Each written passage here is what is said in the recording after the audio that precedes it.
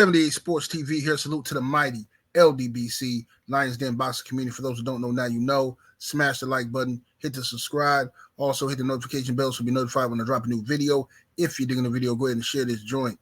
Check it out, man. Terence Bud Crawford, the undisputed welterweight champion of the world, is doing his victory lap, his press tour after the fight.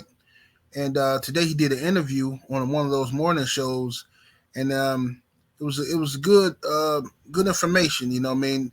He talked about the fight with Earl Spence and how the better prepared man won. And he talked about what fueled him in this fight. He said 5 years of doubters, 5 years of people telling him what he can't do and people doubting him is what fueled him. Okay. And this is, he talked about his childhood trauma. He talked about how his mother, now he was asked, to be fair, he was asked about this by Gayle King. But he said that she asked him, could he explain, she said she cried when she read his story about how his mom treated him growing up. And he said, yeah, he had a hard upbringing. His mom used to, pay kids from the neighborhood to try to beat him, and offering kids $10 to try to beat him up and stuff like that. And he said that his mom would never hug him, never show him affection, never tell him she loved him, or never say she was proud of him and stuff like that. But he said that all that fueled him, you know what I mean?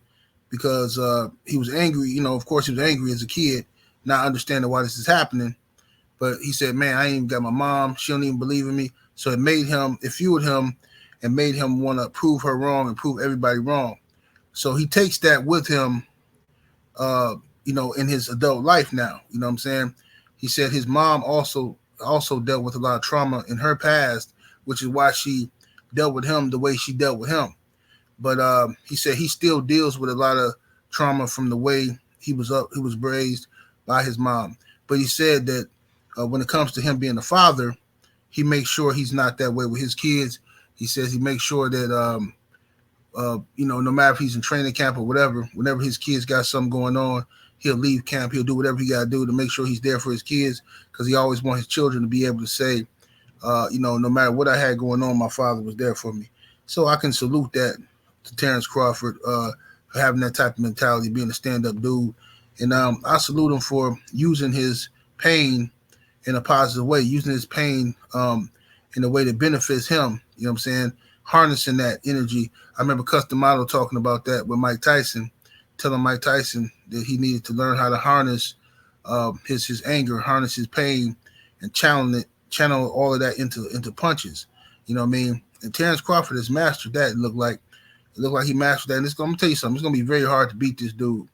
That goes for anybody. It's gonna be extremely hard to beat him because he's mastered that, how to take his trauma, take his pain from the past, and like imagine trying to beat somebody that every day, every fight they going into, they using every doubter, every hater, everybody who's saying you can't do this, he can't do that, he gonna get whooped.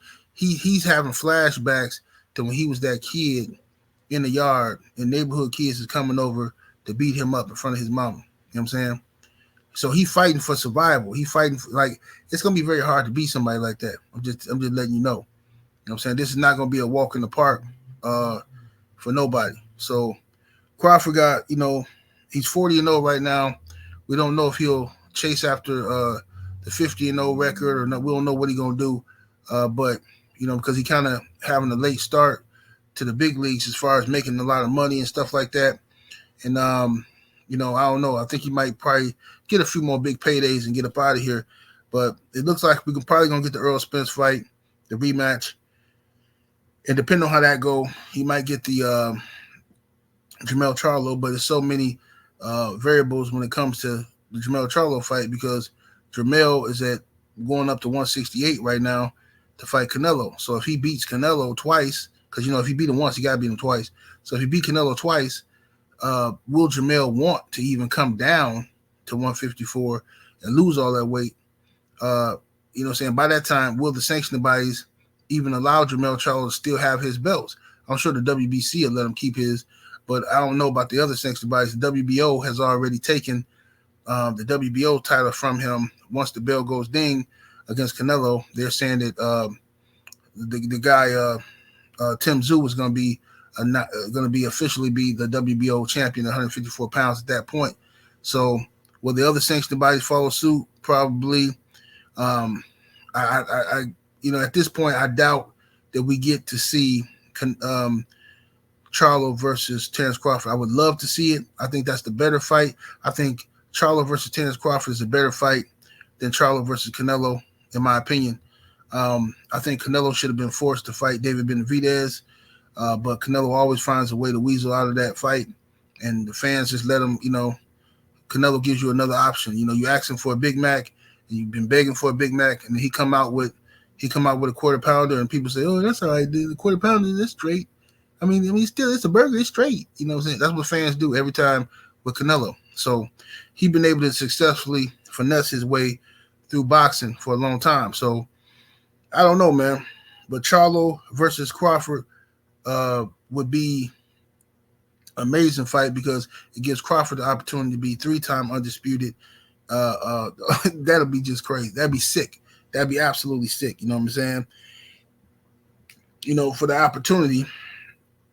But 3 times undisputed in 3 different weight classes would be just crazy in this era. You know what I'm saying? The 4-belt era, that's just unheard of. I don't think that would probably ever be done again. You know what I'm saying? If Crawford can pull that off.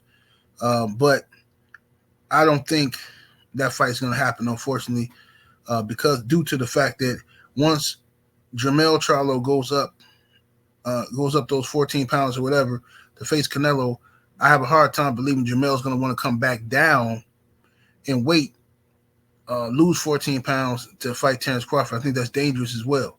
I think it's very dangerous. And if he does that, even if he beat Canelo, you know what I'm saying? If he beat Canelo twice, if he come back down in weight to fight Crawford, I got Crawford beating him. You know what I mean? I got Crawford beating him. I just don't think it's wise to come back down 14 pounds. We ain't talking about 5 pounds here.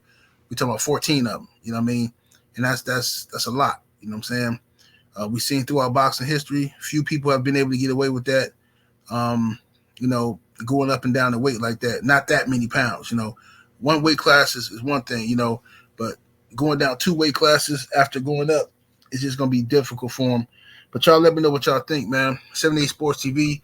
Salute to the mighty ldbc. Y'all smash the like button, hit the subscribe, turn on your notification bell. I'm up out of here. Deuces.